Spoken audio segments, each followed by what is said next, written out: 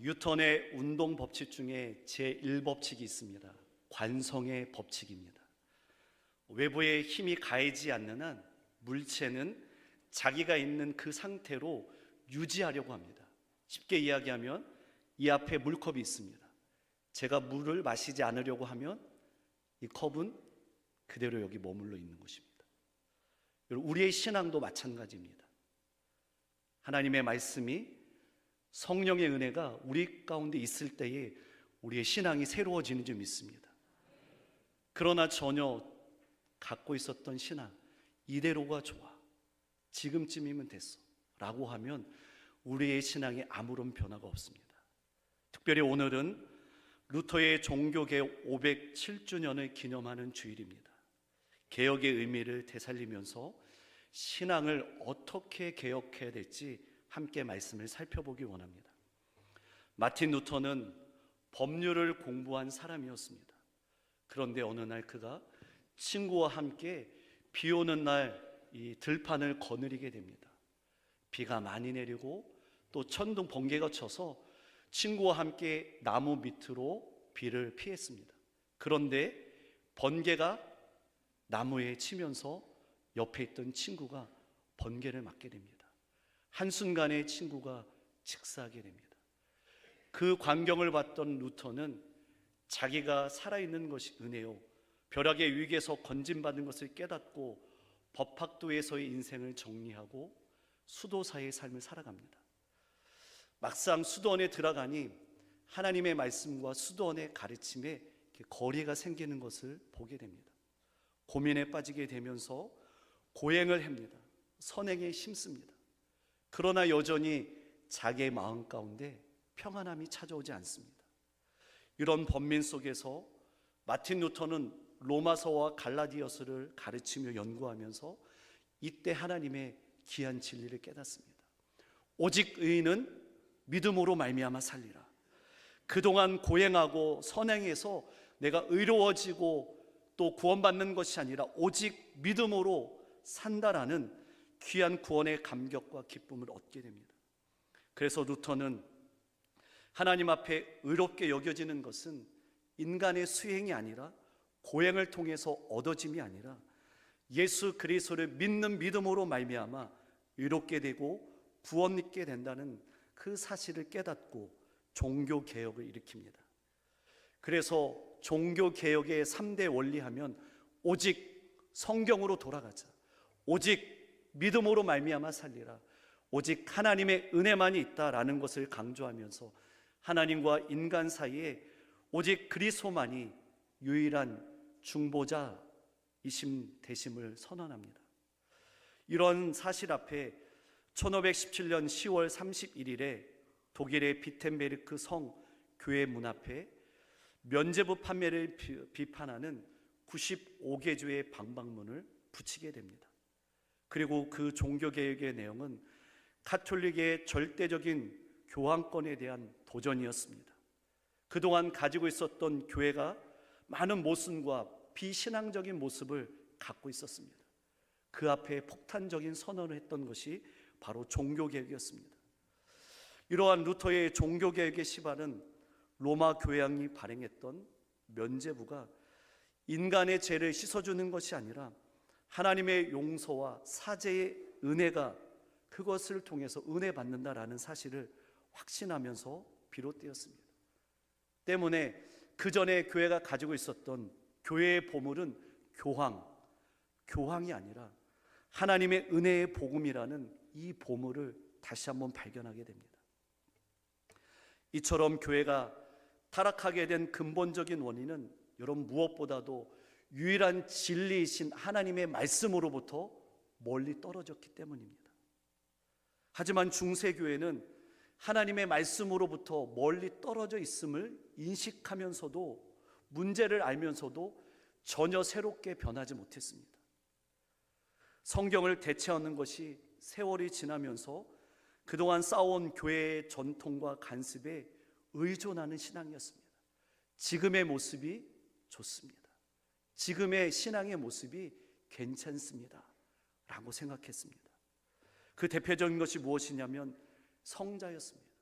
마리아 성을 숭배하고, 그리고 교회 가보면 성물을 가득히 쌓아놓으면서 그것을 보면서 점차 교회가 하나님의 말씀으로 멀어지기 시작하고 신비적인 종교 체험을 의존하면서 중세 교회가 타락했습니다. 그래서 우리가 유럽에 가보면 교회 내부에 보면 금으로 아름답게 장식합니다. 스테인 글라스로 화려하게 합니다. 그러나 그 안에 있는 신자들의 모습에 보면 그의 중심에는 하나님의 말씀이 없습니다. 하나님과 전혀 상관없는 인생을 살아갔습니다. 오늘 우리는 이러한 루터의 종교개혁의 의지에 박수를 보내면서 개혁의 의미를 되새기는 것뿐만 아니라 우리 자신이 개혁의 새로운 시선을 모아서 다시 한번 근본으로 돌아가는 믿음의 성도들의 신앙의 결단의 자리가 되기를 축복합니다. 여러분, 인간은 본래 자기 자신을 합리화시킵니다. 그리고 우월화시킵니다. 내가 이 정도면 됐어. 그리고 내 자신을 포장합니다. 그러하기에 자기 신앙 정체도 믿음의 자세도 다시 한번 객관적인 입장으로 하나님 말씀 앞에, 하나님 앞에 우리가 서지 않는다면 개혁의 새로운 시도와 본질로 돌아가는 몸부림이 없다면 우리는 새로워질 수 없습니다. 다시 한번 이 아침에 하나님의 말씀을 붙잡는 저와 여러분 되기를 소원합니다. 그렇다면 오늘 나의 신앙의 모습은 어떻습니까? 여러분이 가지고 있는 신앙을 한번 점검해 보십시오. 이 다원화된 사회와 현상 속에서 우리는 이런 표현을 참 많이 합니다. 적당하게.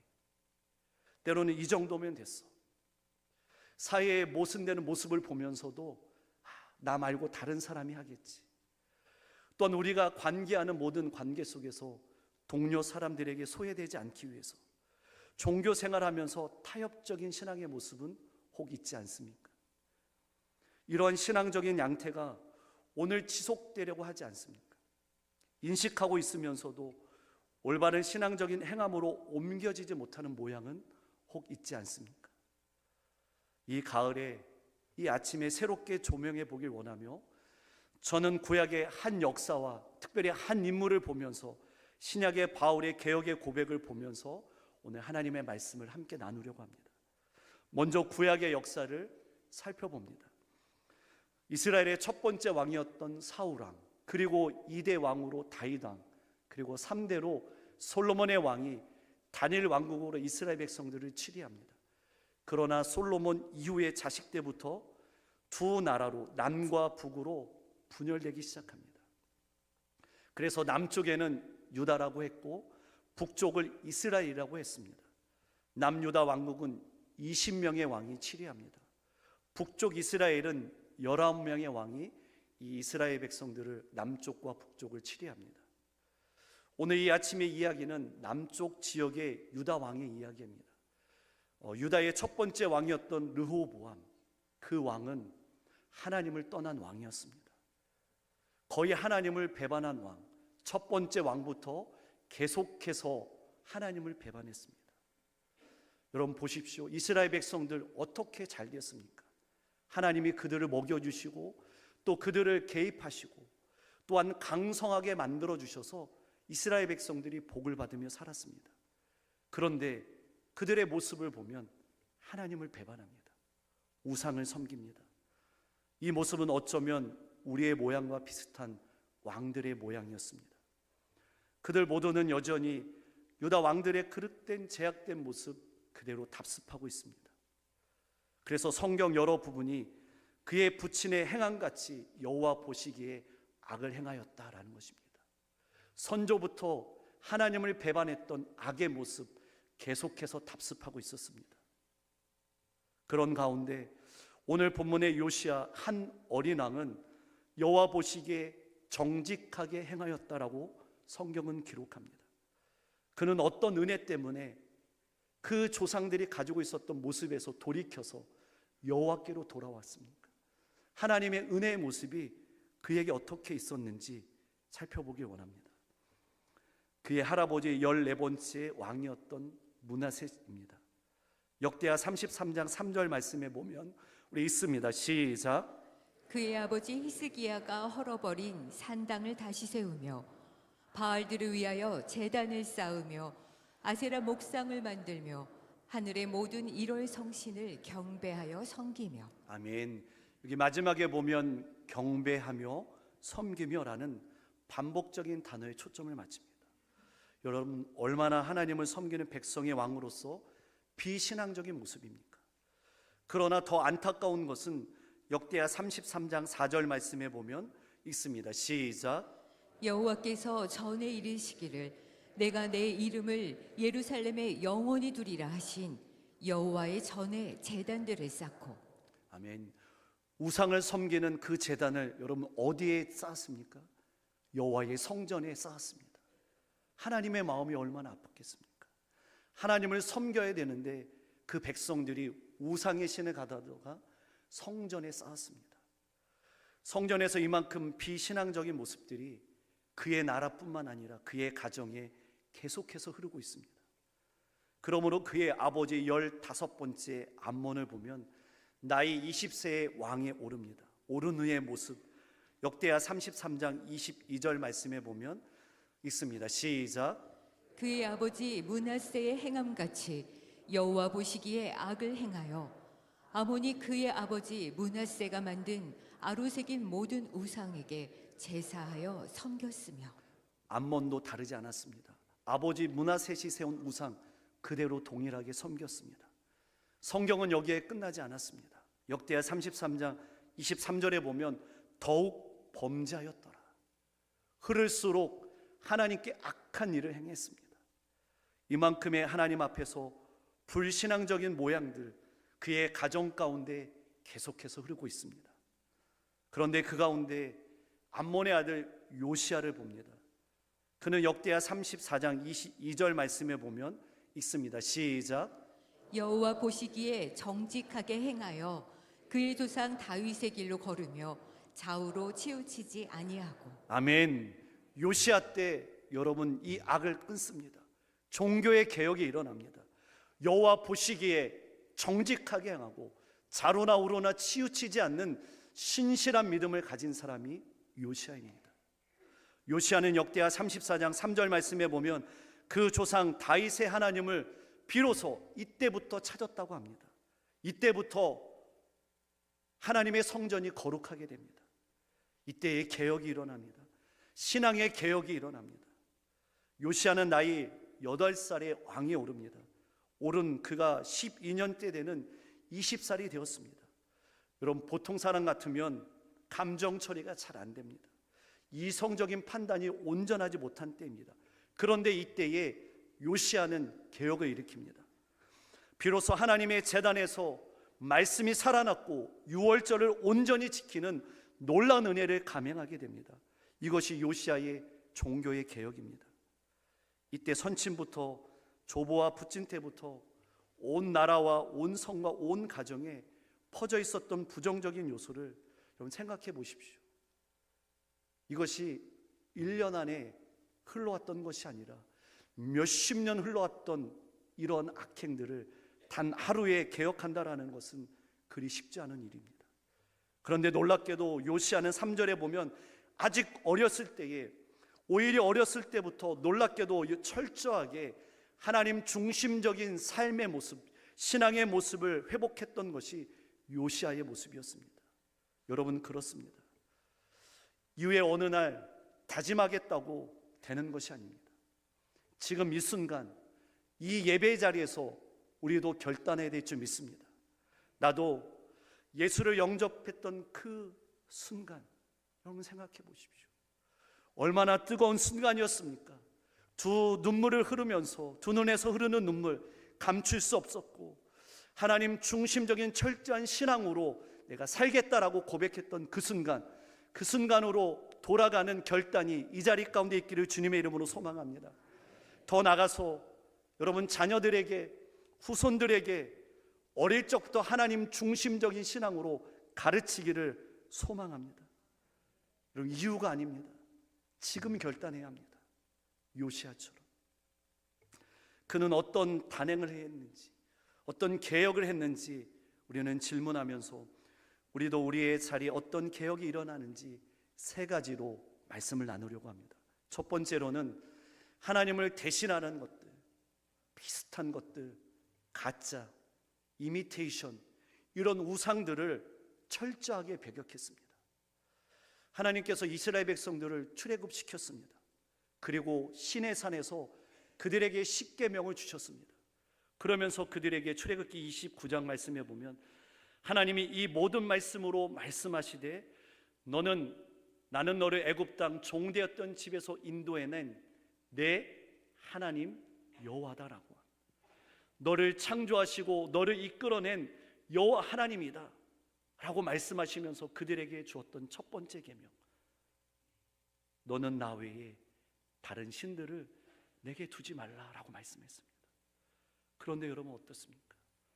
이스라엘 백성들의 모습은 철저하게 하나님 중심적인 신앙이 아니라 하나님은 다 멀어졌습니다.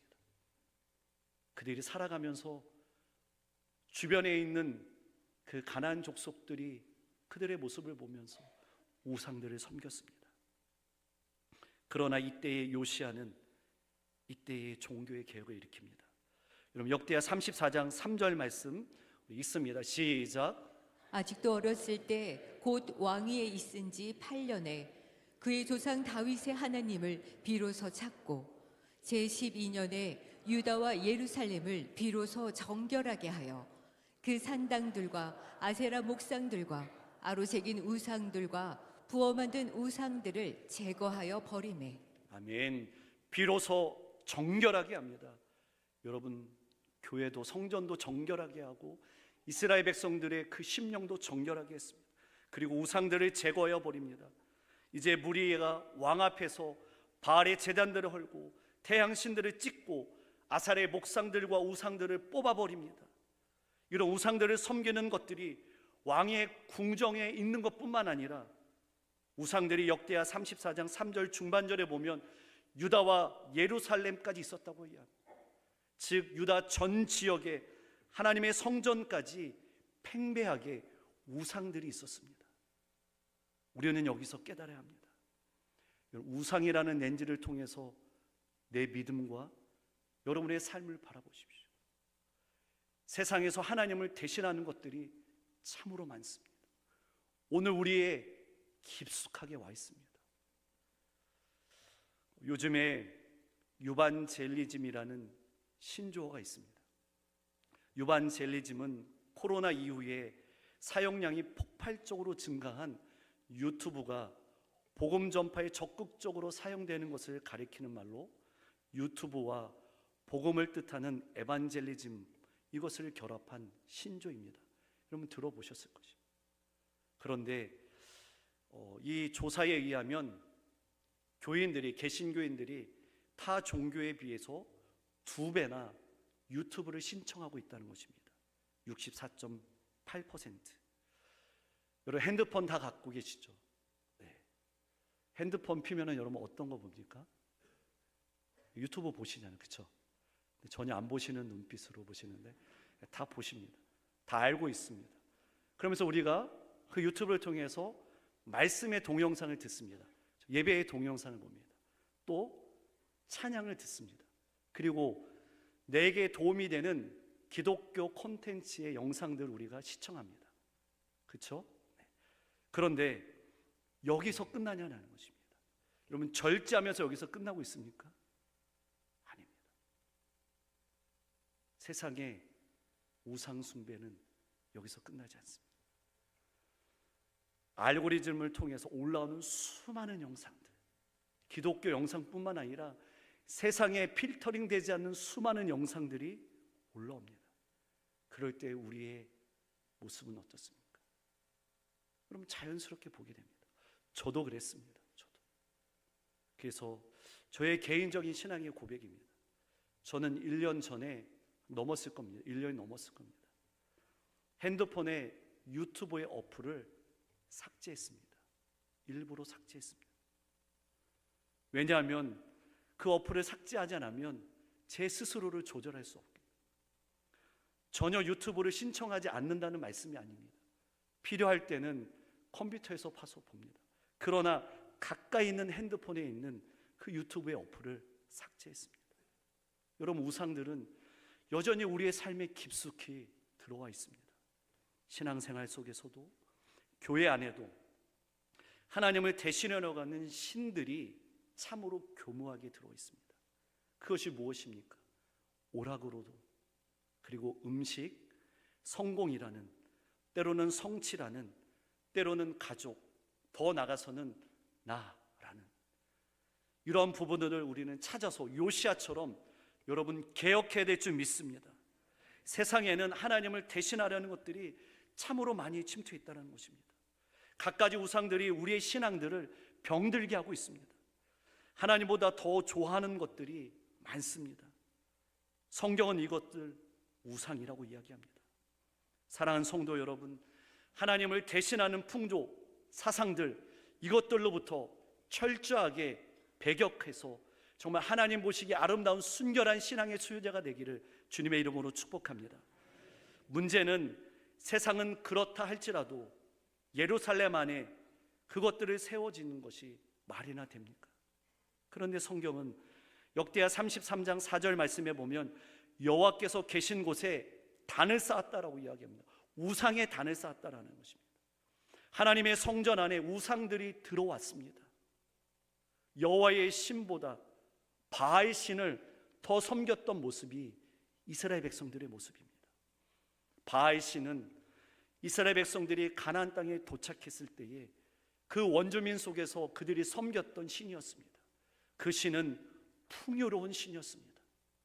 농사를 지면 잘 되는 신이었습니다. 다산의 신이었습니다. 이스라엘 백성들이 보기에 그들이 섬기는 신 혹하고 넘어갔습니다. 오늘 이것을 우리에게 적용해 봅시다.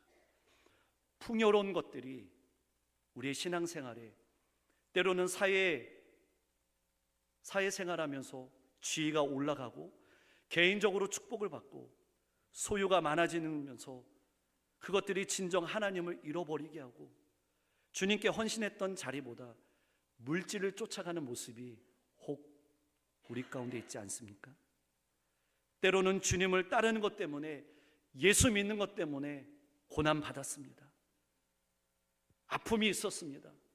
그럴 때마다 우리는 세상 바라보지 않고 인간 바라보지 않고 오직 예수, 주님만 바라보고 순종했던 모습들, 그 흔적이 우리 가운데 있습니다. 그런데 여러분, 오늘날 우리에게 조금만 어려움이 있어도, 고난이 찾아와도 고난 대신 평안함을 추구하고 그리고 안락함을 추구하는 세상적인 조류가 이 교회 안에도, 우리의 신앙의 자리도 자리 잡고 있다면 새롭게 탈피의 시도를 우리는 감행해야 합니다. 더 나가서 내가 바쁜 것 때문에 하나님에 대한 관심이 있어야 자리에 서지 못하고 있다면 바쁜 것, 그것이 여러분 곧 바알입니다. 내가 긴급히 해야 할 어떤 그것 때문에 하나님의 모습, 하나님의 중심적인 모습이 드러나지 않는다면 그것이 분명 우상이 될 수 있습니다. 요즘 바쁘고 긴급해야 할 그 사건 속에서 여러분 여전히 하나님이 존재하고 있습니까? 하나님이 그곳에 하나님의 말씀이 살아있습니까? 우상들로 가득 찼던 그것들을 제거했던 여러분 요시야의 모습을 보십시오. 요시야는 단호했습니다. 그것을 제거하고 해파하고 찢고 빻아서 가루로 만들고 불살았습니다. 단호한 행동을 했습니다. 오늘 우리가 어쩔 수 없다라는 타협적인 생각을 앞세우지 말고 다시 한번 오직 성서로 돌아갑시다. 오직 하나님의 말씀으로 돌아갑시다. 이것이 종교개혁주의를 맞이하는 신앙개혁의 정신인 줄 믿습니다. 여러분, 하나님의 말씀은 단호합니다. 어떠한 타협점이 없습니다. 그래서 마태복음 10장 37절 말씀에 보면 주님은 우리에게 이렇게 말씀합니다. 읽습니다. 시작. 아버지나 어머니를 나보다 더 사랑하는 자는 내게 합당하지 아니하고 아들이나 딸을 나보다 더 사랑하는 자도 내게 합당하지 아니하며. 주님 말씀합니다. 주님을 섬기다가 부모님을 섬기는 것이, 자녀들을 양육하는 것이 하나님보다 앞장서는 것 있다면 버리라고 이야기합니다. 이렇게 하나님의 말씀은 우리에게 단호합니다. 충격적으로 옵니다. 여러분, 그렇다면 하나님의 성전 안에서 또 우리의 신앙 안에서 먼저 회복될 것이 무엇입니까? 우리의 신앙의 기초, 신앙의 뿌리를 내릴 것이 여러분 무엇입니까? 바울의 모습을 보십시오. 바울은 대단한 사람이었습니다. 그러나 그는 자기의 우상화를 극복했습니다. 바울은 남다른 것, 다른 사람이 갖고 있지 않는 것을 소유했던 사람입니다. 그래서 빌립보서 3장 5절에서 6절 말씀을 보면 있습니다. 시작. 나는 8일 만에 할례를 받고 이스라엘 족속이요 베냐민 지파요 히브리인 중에 히브리인이요 율법으로는 바리새인이요 열심으로는 교회를 박해하고 율법의 의로는 흠이 없는 자라. 아멘. 바울은 이것들을 가지고 열심히 살았습니다. 그러나 하나님을 대신하는 이것으로부터 그는 배격하며 해방되었습니다. 사랑하는 성도 여러분, 하나님을 대신하려고 하는 것, 비슷한 것, 가짜, 그리고 이미테이션, 교묘하게 들어있는 것들이 우리 안에 여러분 있지 않습니까? 다시 한번 말씀을 들으면서 철저하게 배격하고 여호와께로 돌아가는 저와 여러분의 아름다운 신앙의 흔적이 있기를 주님의 이름으로 축복합니다. 두 번째, 요시아의 개혁은 말씀의 회복이었습니다. 언약책에 기록된 하나님의 말씀을 회복했습니다. 요시아는 우상을 철저하게 배격했고 하나님의 성전을 거룩하게 만들었습니다. 그 가운데 놀라운 역사가 일어났습니다. 우리 함께 읽은 본문 역대하 34장 30절 말씀 읽습니다. 시작. 왕이 여호와의 전 안에서 발견한 언약책의 모든 말씀을 읽어 무리의 귀에 들려주고. 아멘. 하나님의 언약의 말씀을 발견합니다. 여러분, 여호와의 전에서 발견한 언약책이 무엇입니까? 요시아는 대제사장 hil기야에게 주의 성전에서 무너졌던 그 성전을 수리하게 만듭니다. 그런데 수리하면서 대제사장 hil기야는 성전을 수리하다가 언약책 하나님의 말씀을 발견합니다. 그러면서 열왕기하 22장 11절 말씀에 보면 왕의 율법책의 말을 듣자 곧 그의 옷을 찢었다라고 이야기합니다. 그동안 감춰 있었던, 그동안 들려지지 않았던 하나님의 말씀이 들려지자 왕은 그의 옷을 찢습니다. 이들은 다른 것을 찾다가 하나님의 말씀을 잃어버렸습니다. 우상들을 섬기다가 하나님의 언어를 상실했습니다. 창조의 언어, 치료의 언어, 영생의 언어를 그들은 잃어버렸습니다. 그런데 요시아는 왕의 귀에 들리는 그 말씀, 하나님의 말씀을 국한하지 않았습니다. 모든 백성으로 함께 하나님의 말씀을 듣게 했습니다. 열왕기하 23장 2절 말씀에 보면 읽습니다. 시작. 유다 모든 사람과 예루살렘 주민과 제사장들과 선지자들과 모든 백성이 노소를 막론하고 다 왕과 함께한지라. 아멘. 보십시오 여러분, 요시아 왕은 유다와 예루살렘과 제사장들과 선지자 모든 백성 남녀 노소를 막론하고 다 함께 왕과 하나님의 말씀을 듣게 합니다. 여러분, 말씀에 예민하지 않으면 말씀이 사라집니다. 주님을 사랑하는 열정이 식으면 하나님의 말씀에 반응하지 않습니다. 오히려 세상적인 소리가, 인간적인 소리가 더 중요하게 들려져 인본주의적인 우리의 생각과 가치관이 최고라고 여겨집니다. 오늘 우리가 살고 있는 이 시대, 하나님의 말씀을 들으려고 하면 얼마나 많이 하나님의 말씀이 쏟아지는 홍수의 시대를 살고 있습니다. 그런데 그 말씀이 나에게 도전이 되어야 되고 살아있는 하나님의 말씀으로 지배되어야 되고, 그래서 성전이 수리되지 않으면 신앙의 개혁은 불가능합니다. 저는 여러분 축복하며 소원합니다.